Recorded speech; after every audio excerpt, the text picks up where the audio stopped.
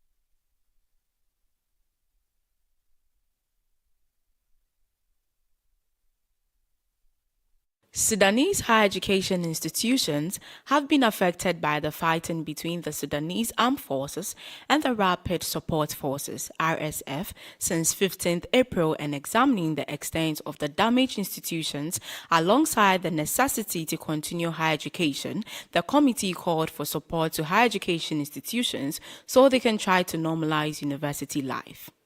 It also called for an evaluation of the working condition of university staff, as well as measuring the impact of the war on students and to support them. The committee called for documenting the best teaching, examination and community service practice at Sudanese University during the armed conflict of other universities to learn from. The committee also looked at the payment of salaries of workers at higher education institutions by the Ministry of Finance and the Bank of Sudan, and at finding a solution to transfer salaries to higher education institutions outside the capital, Khartoum, due to the disruption of the banking system. They will also look at how it will support processes related to postgraduate degree documentation, transcripts, and the issuing of registration certificate to students, including through the opening of service points outside Khartoum and at Sudanese embassies abroad. The ministry has also issued a statement to warn students against studying at foreign universities that are not recognized by the ministry. The higher education community, as part of civil society, continues to report on the death of and injuries to students and staff. On 6th July, the Sudanese Doctors Syndicated released the names of 24 doctors, health workers, and staff and students of medical faculties who have died in various parts of Sudan since the start of the war. The majority were killed in exchange of fire between the warring parties, or mortar attacks which either damaged their house or hit them on their way to work. The Association of Sudanese Professors at Universities, Faculty and Higher Education Institutions, ASPUFHI, issued a statement earlier in July stating that Dr. Mohammed Jahel Hashim, a professor at the Faculty of Education on Khartoum University and a member of the ASPUFHI Council, was hit by a stray shell in the Kalkala area. As a result, his leg has been amputated. Besides the civilian front for ending the war and restoring democracy, which consists of 35 pro-democracy organizations, including several bodies representing Sudanese universities, their academics, graduates and students, a new academic anti-war front called the Trade Union Front to Stop the War and to Build Democracy, or TUFSWBD, was formed. TUFSWBD stressed the urgency of tackling the economic and social collapse of Sudan, including providing health and education services and rebuilding the country. It also denounced all forms of racial, territorial, and regional discrimination.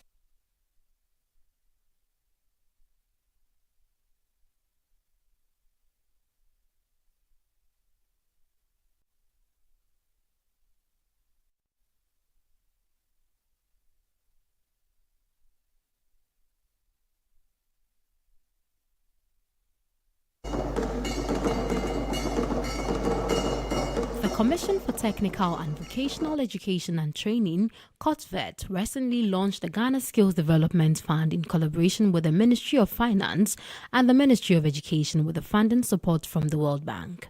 A total of 100 million Ghana cedis has been disbursed to 105 enterprises at the launch of the Ghana Skills Development Fund (GSDF) as a collaborative effort by the Government of Ghana with development partners to establish a competitive fund to support skills development.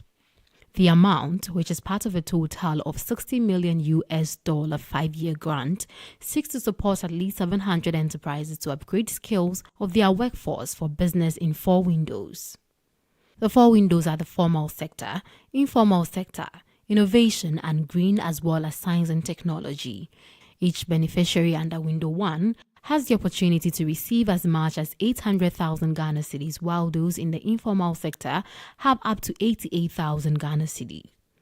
However, beneficiaries under Window 3, which is the Training, Innovation and Green, can access up to 1.2 million Ghana cedis, while those under the last window, which is Science and Technology, can access up to 2 million Ghana cedis. The GSDF focuses on the provision of entrepreneurship and micro and small enterprise support for jobs and serve the vehicle to operationalize the subcomponent of Ghana Job and Skills Project and implemented by CTVET. The expected outcome of the support are increased productivity and competitiveness of beneficiary enterprises, leading to job creation, increased incomes, and better livelihood. Speaking at the launch of the fund in Accra, the Director General of CTVET, Dr. Fred Shea Asamoah, indicated that this GSDF is part of government's overall strategy to industrialize Ghana, with the objective to create jobs and competitiveness of the skilled workforce and also to raise the income earning capacities of people, especially women and low-income groups, through the provision of quality-oriented, industry-focused and competency-based training programs and complementary services, he said. The Government of Ghana, under the Education Regulatory Bodies Act, Act 1023, established a standing committee called the Ghana Skills Development Fund Committee as part of the organizational structure of the Commission for TVET to explore avenues and deliberate on the best approaches of sustaining TVET financing. The government also went a step further to establish the Ghana Skills Development Fund, which is being launched today to serve as a vehicle for raising TVET financing and disburse the funds as well. We are grateful to the World Bank for bringing on board and supporting government through the Ghana Skills Development Fund as one of the components of Jobs and Skills Project. This GSDF is part of government's overall strategy to industrialize Ghana. Has it as its objective to create jobs and competitiveness of the skilled workforce and raise the income earning capacities of people, especially women and low income groups, through the provision of quality oriented, industry focused and competency based training programs and complementary services. The Deputy Minister of Education, Gifty Chum Ampofu, who was a keynote speaker, also revealed that the government of Ghana is applying a portion of a loan of $200 million from the International Development Association of the World Bank towards implementation of the GSDF as one of the key components of the Ghana Jobs and Skill Project. The government of Ghana is applying a portion of a loan of $200 million from the International Development Association of the World Bank towards the implementation of the Ghana Skills Development Fund as one of the key components of the Ghana Job and Skills Project. GSDF is a challenge fund mechanism which addresses the skills need of enterprises operating in both the formal and informal sectors of the economy of our dear country, Ghana. The fund is a demand-driven response to two of the most critical challenges encountered by the productive sectors in Ghana, namely the qualified and skilled labor force and the acquisition and development of technology towards increased productivity and practical innovation. The first cohort of beneficiaries received dummy checks after successfully going through a thorough application and selection process and are set to start implementing their various concepts in earnest. We are here today for receipt of this award for the grant that we applied last year. The process was smooth. From the beginning, they asked for concept note. We did submit our concept note, and the concept was to help better the quality of oil in palm oil processing artisanals. What we basically were doing is that we want to improve the quality by helping artisanals to identify the free fatty acid or to measure. And once they're able to measure, they can able to price it. That was our concept note. Meanwhile, the next call for application will start from August 1st to 31st.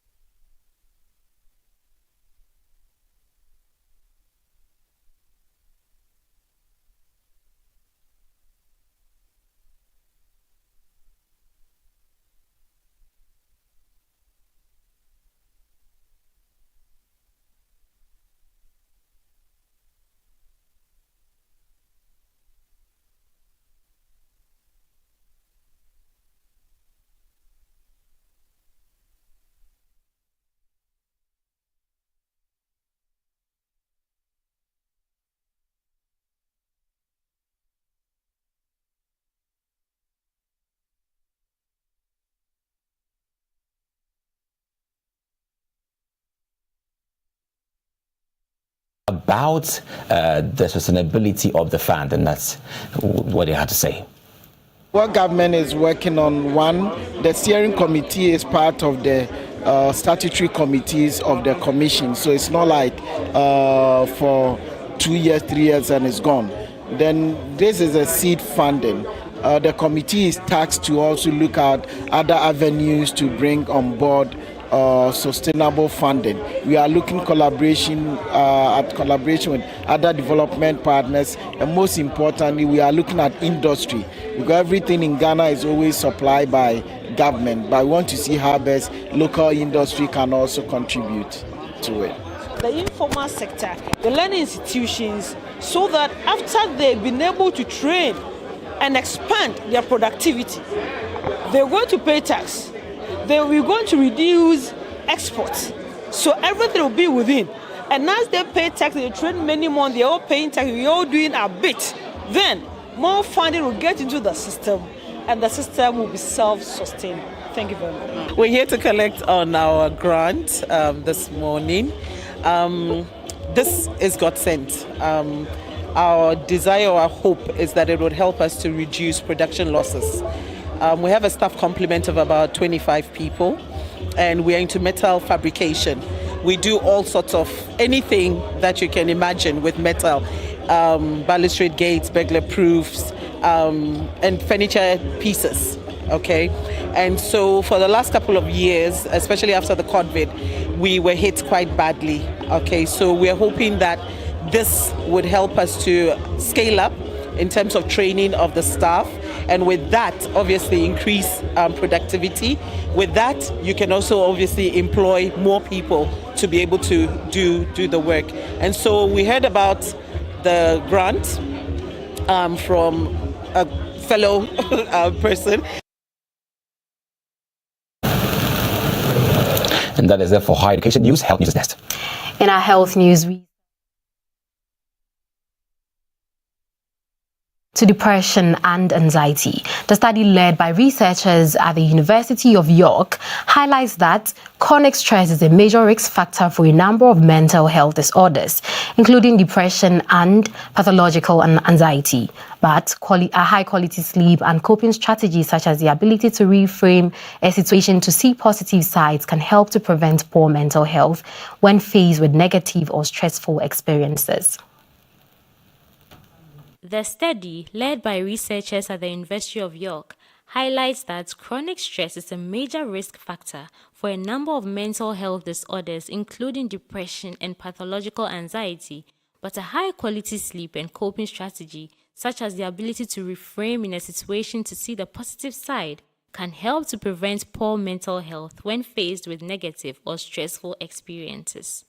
The research studied data from over 600 participants during the COVID-19 pandemic in 2020, an extended stressful period of time. They aimed to test the theory that coping strategies supported positive mental health outcomes, which could be strengthened by high-quality sleep.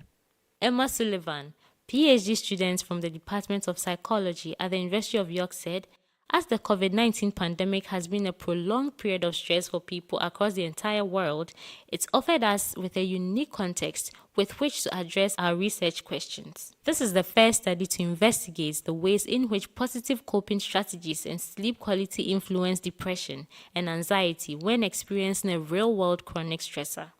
We found that better sleep quality was associated with fewer symptoms of both depression and anxiety during the initial months of the COVID-19 pandemic. These findings highlight the importance of targeting both positive coping strategies and sleep quality when enduring periods of chronic stress. The team analyzed data from the Boston College Daily Sleep and Well-Being Survey, where participants regularly self-reported their sleep quality and mental well-being during the pandemic. They also completed a baseline demographic survey to obtain information such as their age, gender, and ethnicity. As well as collecting information on participants' sleep and mental well-being, the surveys also collected a wealth of additional information such as participants' alcohol consumption, their quarantine status, and physical activity levels. Dr. Scott Kenny, PhD supervisor on the project from the Department of Psychology at the University of York, said, "We have known for a long time that high-quality sleep is associated with better health and well-being outcomes, but we wanted to know whether this would change if sleep and coping strategies were put under intense and prolonged periods of stress, as it was for so many during the pandemic. We found that sleep plays a hugely important role in the management of chronic stress and can sustain well-being over a long period of time, reducing symptoms of depression and anxiety." Stick with us for Discovery News after the break. Are you a university, college, high school, private organization, NGO, individual professor, instructor or facilitator seeking to take advantage of the numerous benefits of online education? Look no further. The AAU eLearn Africa LMS is a great opportunity to begin your journey to online course development and creation for teaching, learning and training purposes. AAU eLearn Africa LMS, which is a partnership between the Association of African Universities and eLearn Africa, has made available easy-to-use online learning tools to all stakeholders within the educational ecosystem of the African continent. This is to enhance teaching and learning in the bid to expand online learning opportunities for students in Africa. The online platform is open and available for free to all stakeholders and facilitates virtual access to classes without needing the other tools such as Zoom, Microsoft Teams, among others. For more information, visit www.elearnafricalms.com or contact us via aaulms@aau.org or estherm@elearnafrica.com. Follow us on LinkedIn, Twitter, and Facebook at AAU Elearn Africa LMS. Are you a Welcome back from the break. And in Discovery, in Somalia, a dating app called Gudun has gained significant popularity since its launch in October 2022. Unlike Tinder and similar apps focused on casual dating, Gudun targets individuals seeking a soulmate with the intention of starting a family.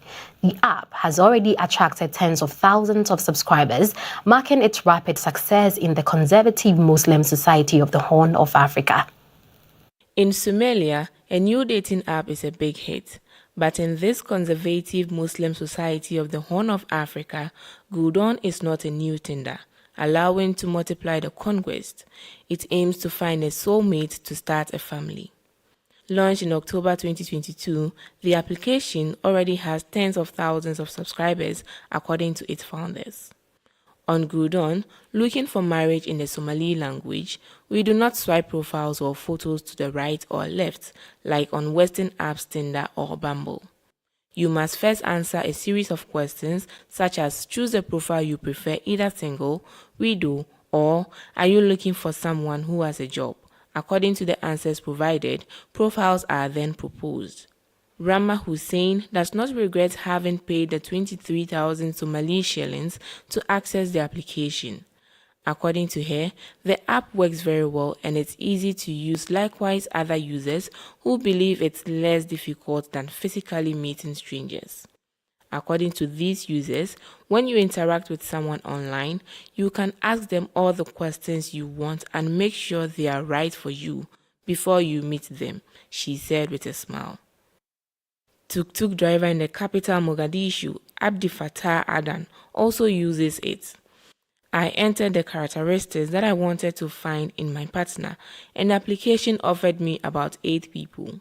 I have to make up my mind to choose one, explains the young man. The application was created by Gayosamo Association, founded in 2012 to encourage marriage and help young people wishing to marry but not having the financial capacity to do so in this poor country ravaged by a civil war after the fall of the dictator Siad Barre in 1991 and still plagued today by the insurrection of the radical Islamist Habab. Everything society needed has collapsed, including the family that is the backbone, explained its director, Ahmed Abshir Gidi. We have big problems today in marriages. Our young people are rushing to get married and they divorce immediately, he adds. Meetings on this theme in the presence of the religious leaders, elders and intellectuals on the subject gave rise to the idea of Gudun. We must understand the need to promote a platform where people of all ages can meet and find each other as partners, since our young people are mainly on social networks these days, he explains. But research brings its shares of doubt as on Western applications. It seems to me that most people lie about their personal information, says Muhyiddin Abdinar.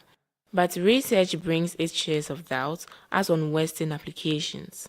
It seems to me that most people lie about their personal information, says Muhyiddin Abdinar, a user from Mogadishu, who is not discouraged. My intentions are good, so I'm sure to have a match. Even if I don't find a suitable partner that I end up marrying, it will allow me to have more seduction experience.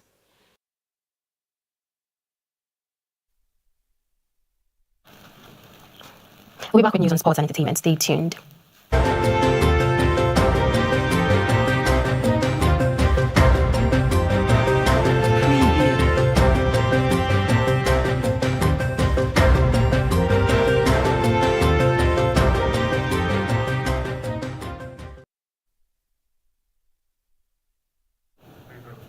My name is Jemima Madela Mdoche, and welcome to the Sports and Entertainment segment.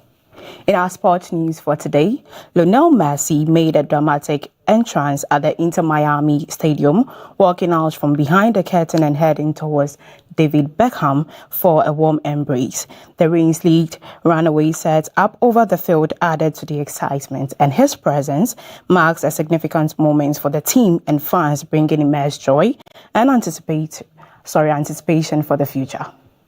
Braving heavy rains, thousands of people waited for 7 times Ballon d'Or winner Lionel Messi as he was introduced to the audience at Inter Miami's DRV PNK Stadium. Captain of the FIFA World Cup winning team Argentina has joined the Major League Soccer club for which he will play till the end of 2025. Messi quit French club Paris Saint-Germain after appearing in 75 matches in 2 years and scoring 32 goals. His contract with the club came to an end in 2023. He is most likely to play for Inter Miami in their League Cup inaugural match against Liga MX side Cruz Azul on 21st July. Responding to the cheering crowd, Messi thanked them and said that he shared their desires. He said that he wanted to start training to play and to compete. He also said that he had the same desire as earlier to want to play and help the club continue to grow. World's number 1 forward will join defensive midfielder Sergio Busquets. Both players have played together for Barcelona. Messi will also join former Barca and Argentina manager Gerardo Martino. He was introduced to supporters of the club as was introduced as America's number 10, the world's best number 10. Those who welcomed Messi included Inter Miami co-owner English footballer David Beckham, who said that signing the Argentine superstar was a dream come true. Inter Miami's owner, American billionaire George Mas, was also present and called Messi the best player ever to don boots. The club previously announced that Messi's deal will be for 2.5 seasons and will pay him between $50 million to $60 million annually, putting the total contract value between $125 million and $150 million in cash alone. There are other factors, the value of which isn't known.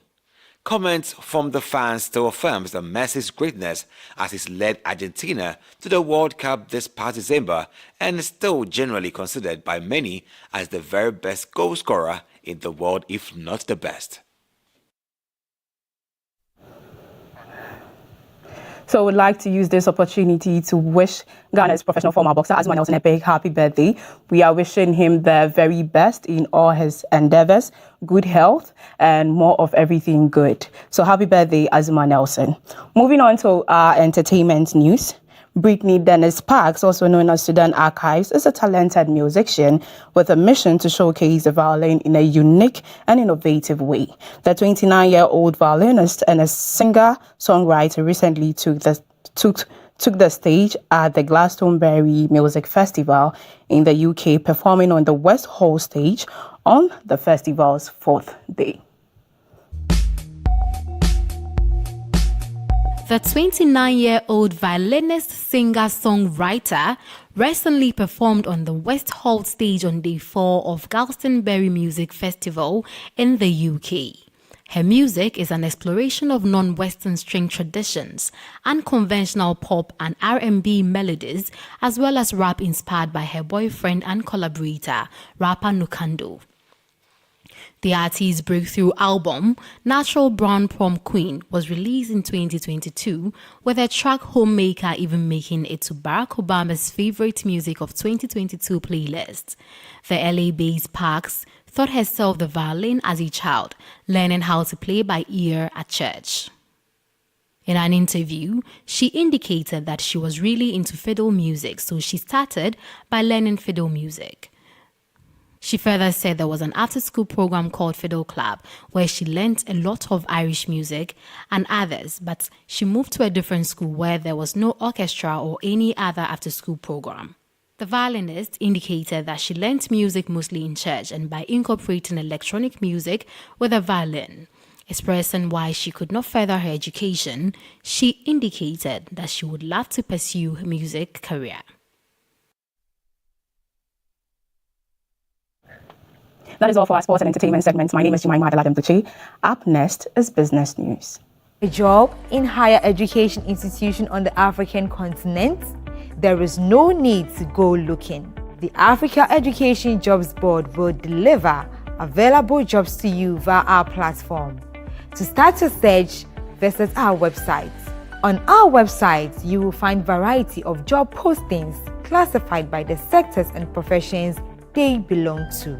There are sections devoted to variety of career-related materials, as well as information on African countries.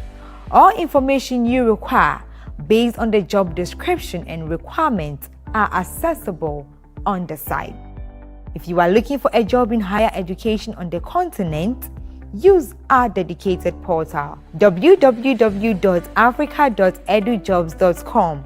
For job market updates, you can follow us on Twitter and Instagram at AF Jobs Board.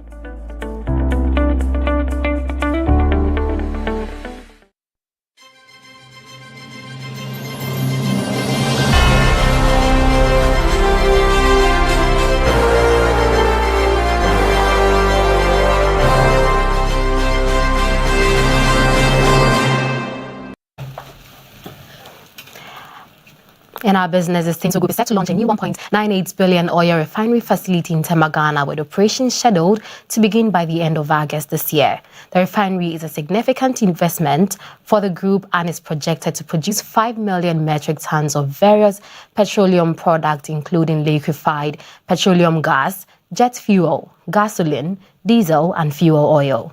The state-of-the-art facility is expected to play a crucial role in meeting Ghana's energy needs and contributing to the country's economic growth and development. The $1.98 billion oil refinery facility at Tema, Ghana is scheduled to commence operation by end of August this year. Ghana's Minister of Trade and Industry, Katie Hammond, conducted a tour of the facility and said the company was in discussion with the Ministry of Energy to acquire 500,000 barrels of crude oil from Ghana's oil fields for its first operation. The refinery, which is the latest investment of the Sontio Group, is expected to produce 5 million metric tons of petroleum products, including liquefied petroleum gas, LPG, jet fuel, gasoline, diesel, and fuel oil. By 2025, the refinery would have refined 4.26 million tons of refined petroleum products such as gasoline, kerosene, and diesel of high quality above the Euro 4 standard, according to the Sontio Group. The refinery is also expected to produce 350,000 tons of a series of pitch products, 200,000 tons of lubricating base oil and solvent naphtha, and 400,000 tons of byproducts such as polypropylene, ammonium sulfate, sulfuric acid, and sulfur. Mr. Andor said the new refinery will help the country to cut its long-standing dependence on imported gasoline and diesel supplies and save the country the millions of dollars spent to import finished petroleum products. Mr. Hammond said the presence of the facility in Ghana, driven by the One District, One Factory initiative, was an example of President Akufo-Addo's vision for Ghana as far as the development of the country was concerned.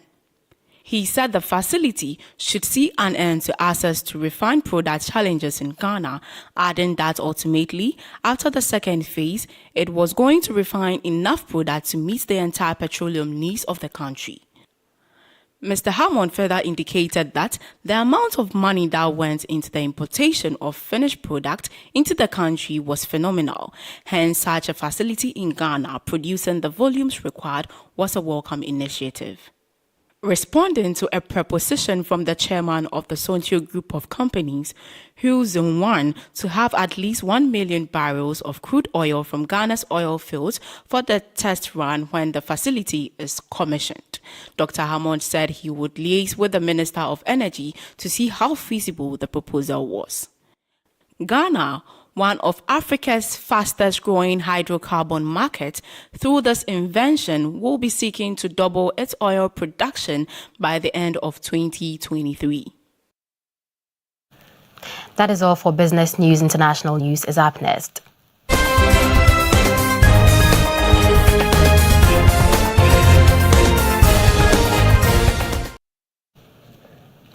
In our international news, the European Union and Tunisia recently signed a strategic partnership in Tunis aiming to address issues related to illegal immigration while providing support to Tunisia amidst economic challenges. Ursula von der Leyen, President of the European Commission, expressed her approval of the agreement, which will enable Tunisia to work towards shared prosperity.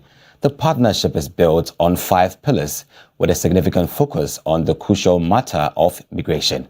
This agreement signifies a commitment of both parties to address present issues and foster cooperation for the benefit of both the EU and Tunisia. The President of the European Commission, Ursula von der Leyen, welcomed the agreement, which will enable Tunisia to invest in shared prosperity, citing 5 pillars, including the all-important question of migration. Along with Libya, Tunisia is the main point of departure for thousands of migrants crossing the central Mediterranean to Europe. Italian Prime Minister Giorgia Meloni and Dutch Prime Minister Mark Rutte accompanied the European leader after the trio's first visit a month ago, during which they proposed this partnership. The 5 pillars are macroeconomic stability, trade and investment, green energy transition, people-to-people links, migration and mobility, says the Commission in a press release. The Memorandum of Understanding marks another important step towards tackling the migration crisis in an integrated way, said a delighted Mrs. Meloni, who has invited Tunisian President Kais Saied to attend a summit on migration in Rome. Among other things, they agreed to extend the Erasmus exchange program to Tunisia and to provide 65 million euros in aid for 80 schools. On the energy front, the European leaders recalled that Tunisia is involved in a project for an undersea fiber optic cable and an electricity cable to link the two shores of the Mediterranean. Mrs. von der Leyen stressed that the European Union was keen to support the development of renewable energies in the Maghreb country, which has enormous potential. According to Ms. Meloni, the partnership between Tunisia and the European Union can be seen as a model for the establishment of new relations in North Africa. As for immigration, Mr. Rutte felt that the agreement would enable better control of irregular immigration. President Saied addressed this issue to his counterparts, calling for a collective agreement on inhumane immigration and forced displacement operations by criminal networks. That is all for the news, and thank you for sticking with us. Let's take a quick recap of our headlines. In our higher education, Sudanese ministry sets up committee to support higher education sector. In our health story, University of Ibadan shows that high-quality sleep promotes resilience to depression and anxiety. And in our discovery story, in the conventional Somali community, an online app is unveiled to find your soulmate. And also in entertainment, musician Sudan Archives explores non-Western string traditions as part of her talent. Thank you for sticking with us on the AAU TV Mid-Week News, coming to you live from Ghana. My name is Ajaman Otredako. And I'm Amiko Tawakwanyame. Have a nice day.